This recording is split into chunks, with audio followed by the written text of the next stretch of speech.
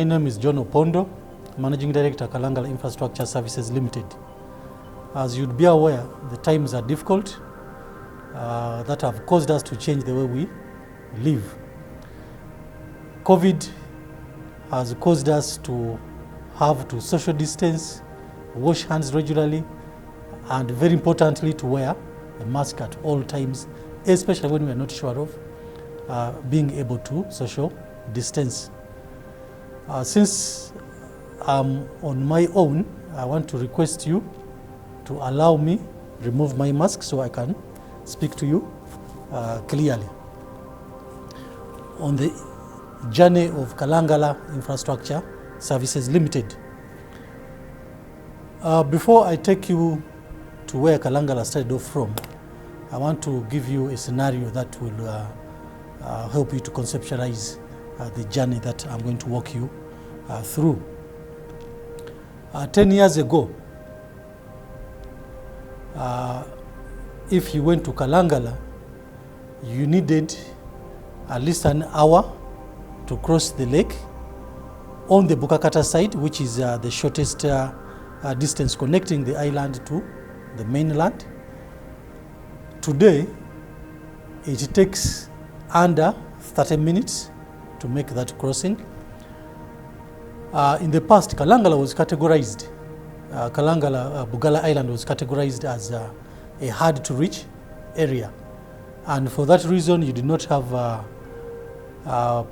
number of professional workers. Most people didn't like working there. Today, Bugala Island in Kalangala is the envy of nearly every profession. Today, you'll find the qualified teachers, you'll find medical personnel. Mention it, they're all today present in Kalangala. And very importantly for our economy, Kalangala is today one of the preferred destination for tourism, including local tourists. So that should give us an idea of what the KS journey has been in terms of its impact on Bugala Island. KS has been around for some time. KS came into existence in 2006, but prior to that, the individuals who had this idea of KIS initially interacted with the government of Uganda in 2005. That was through an entity called Electra East Africa. Electra East Africa is a developer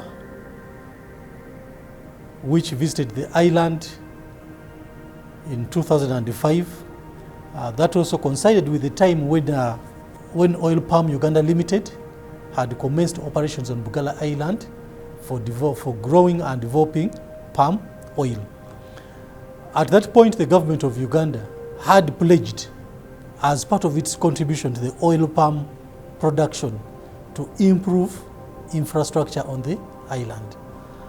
That infrastructure included marine transport, good roads, and electricity. Of course, like we are all aware, sometimes the government is stretched on resources, and that is where Kalangala Infrastructure Services Limited, which are referred to as KIS, comes in. So in 2005, KIS got into a memorandum of understanding with the government of Uganda to provide basic infrastructure.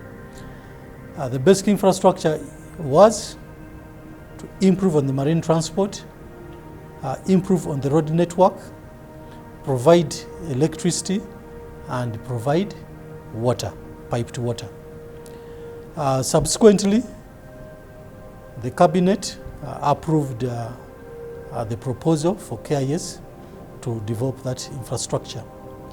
So in 2009, the government of Uganda, together with the Kalangala Infrastructure Services Limited, we signed an implementation agreement. This implementation agreement gave the details of KIS's obligations and what would be expected on the side of the government. So the implementation agreement required KIS to provide 2 ferries, that is construct, deliver and operate 2 ferries between Bukakata on the mainland and Luku on the island side. It also required the KIS to upgrade the main island road from a dirt maram road to gravel class B. It also required the KIS to construct and operate a power generation facility complete with transmission and distribution networks. The 4th obligation on KIS was to provide clean piped water. I am happy to tell you that construction of all those facilities, all the infrastructure that I've talked about, has since been completed, and right now we are in an operation phase where we are running 2 ferries, we are generating and distributing power to the entire Bugala island, and we are distributing, supplying clean piped water to many parts of Bugala island. So who is KIS? Unknown to many people, the government of Uganda actually has ownership interest in KIS through UDC, that is Uganda Development Corporation. Uganda UDC owns 46% equity in KIS. That is a substantial shareholding. The other shareholder is Infraco Africa Limited. Infraco Africa is an entity based in the UK, supported by European governments, whose main mandate is to drive down the cost of investment in infrastructure in KIS. It represents kind of a mind shift from the developed countries giving aid as a means of helping developing countries with development, to actually participating and encouraging the private sector to be part of the development story. So KIS is the first entity in Uganda to champion that shift in the mindset. In addition to the government of Uganda through UDC and Infraco Africa, KIS has also benefited from funding from Emerging Africa Infrastructure Fund, which is also based out of the UK, from Industrial Development Corporation, IDC, of South Africa, which has provided long-term funding, and from Nedbank, South Africa. We've also received grants from the Private Sector Development Group, which is based in the UK, but supported by a number of European governments. So as you can see, KIS has a consortium of funders who have actually enabled it to develop the infrastructure on Kalangala. We now have 2 ferries, modern ferries, which ply between Bukakata and Luku, making 16 crossings a day. Before that, there was a government-run vessel which used to do on average 4 crossings a day, which we have now increased from 4 to 16. As we speak now, each crossing takes an average of 140 passengers and about 15 to 16 vehicles, though with the capacity to carry 20 vehicles and 200 passengers. So that represents an average of 70,000 passengers per month that we move between Bukakata and Luku. On the power front, before KIS came in on Bugala Island, there was a small generator that was managed by government at the time, which used to supply only the town council area, benefiting about only 400 households. As we speak now, KIS has constructed a 1.6 megawatt solar thermal hybrid generation facility at Bukuzindu on the island, with a transmission backbone of about 80 kilometers, complete with a transmission network. Total number of households benefiting from the connections is now 4,500. That is from an initial number of 400. And very important is that right now power is on 24/7, from an average of 4 to 6 hours previously, where only 400 connections were benefiting. I did talk about the road.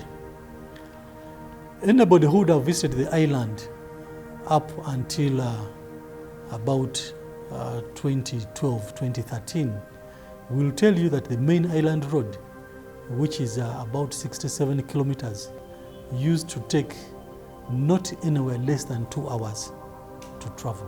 Today it takes about 1 hour, and that is because KIS upgraded the road from a dirt maram road to a Class B gravel road ready to receive tarmac.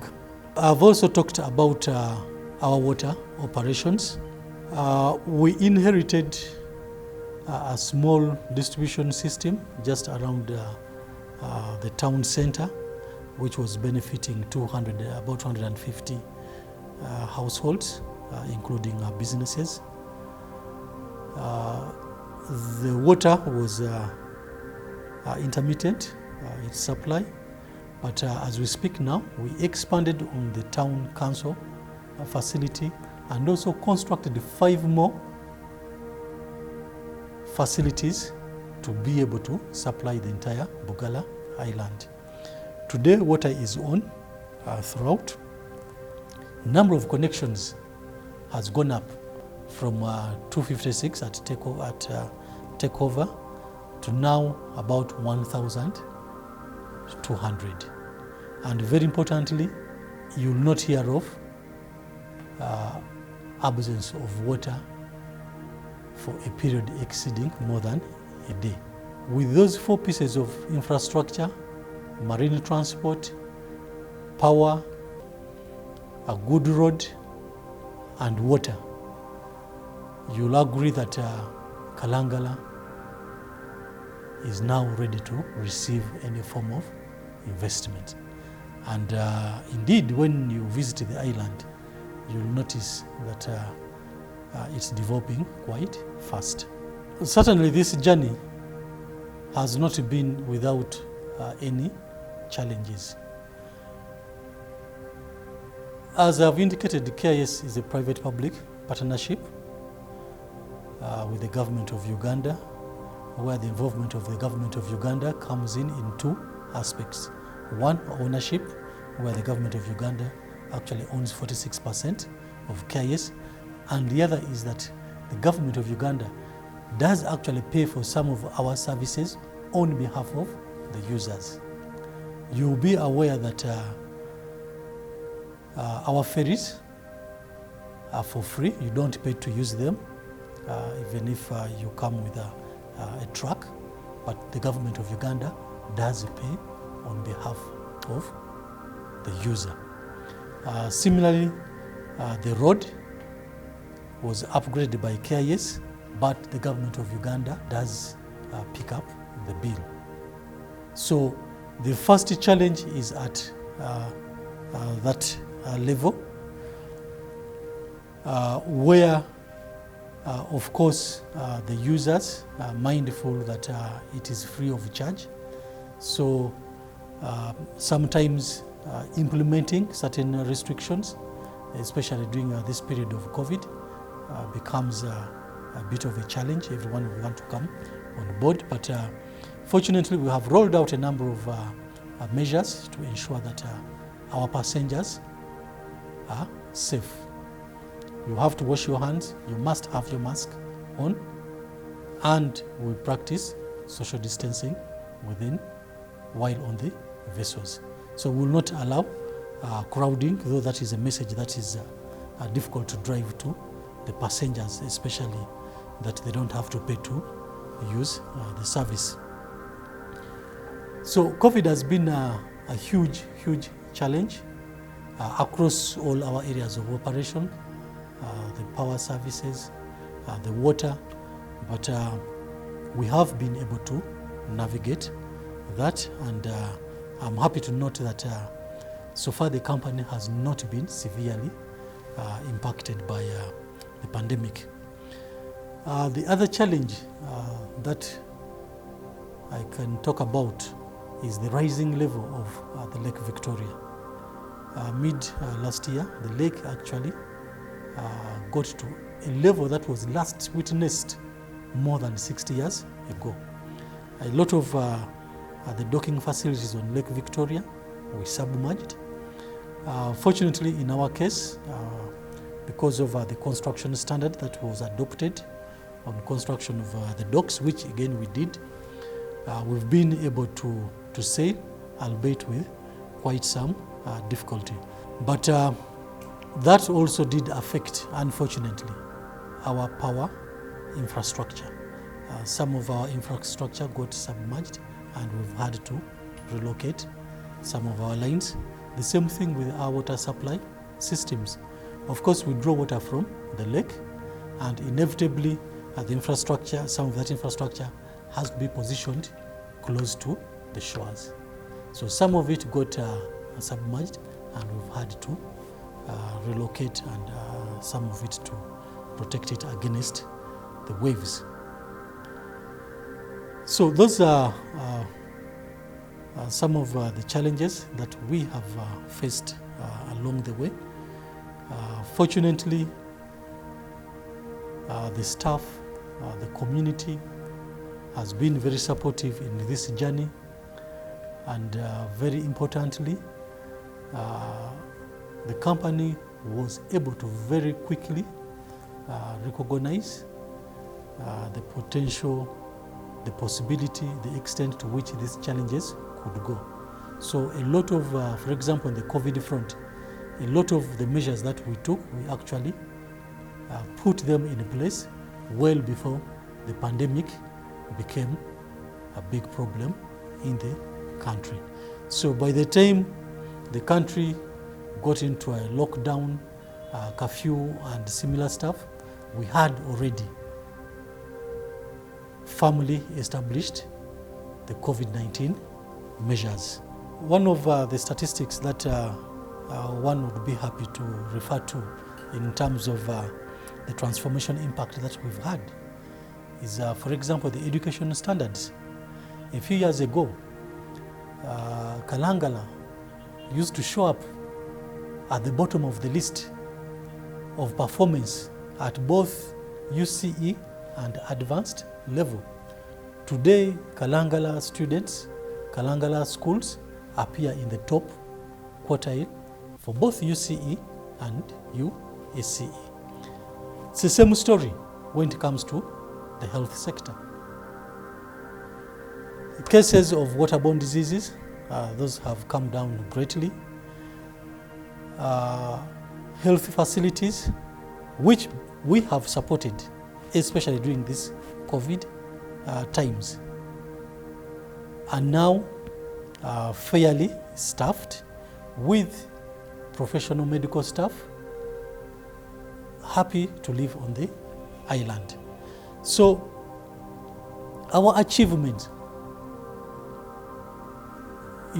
cut across not only on the infrastructure that we have developed and are now operating, but we see this trickle down into the education, into the health sector, and into the tourism and agricultural sectors, which makes us very happy because our key objective was to cause about development on the island, to be a major player on the development story of the island, which I can proudly say we have achieved. I would want to recognize critical entities who have been part of this story, and I will start off with our funders, especially who include Infraco, Africa, Nedbank, Emerging Africa Infrastructure Fund, Private Infrastructure Development Group, IDC, and very importantly, the government of Uganda, which provided equity to a tune of 46% and continues to pay for the ferry services on behalf of the users. They pay for the road that we constructed. We are present in 4 sectors: ferry, power, water, and the road.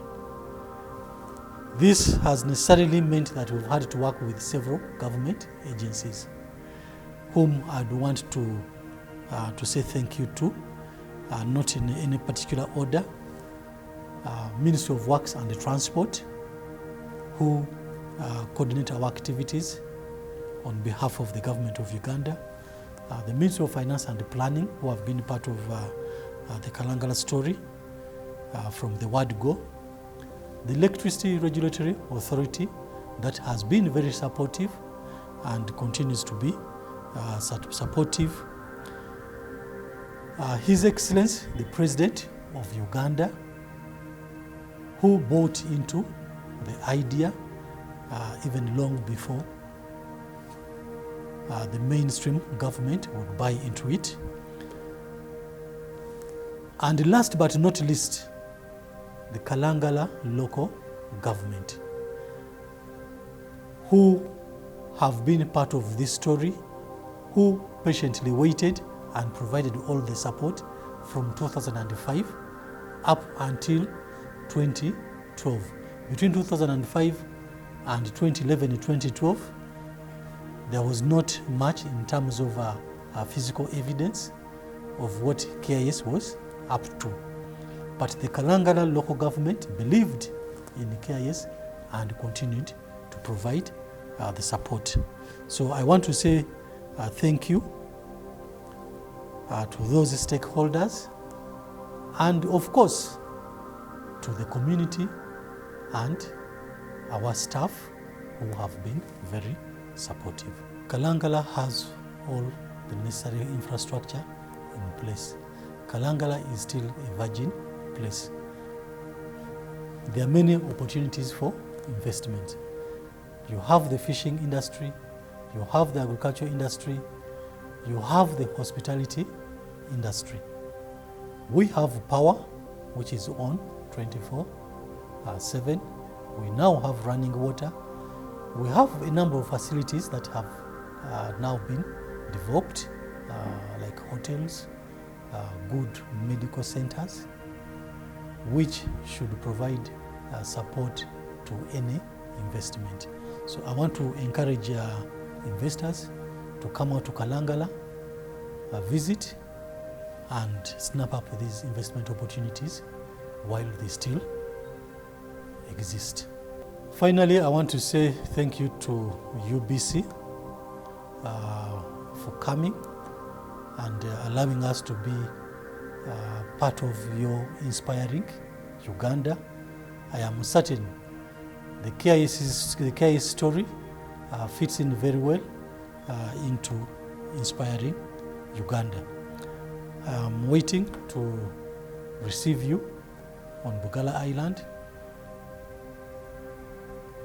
Have enough time to enjoy the leisure activities available on the island. We should not leave the island to only foreign visitors. Thank you.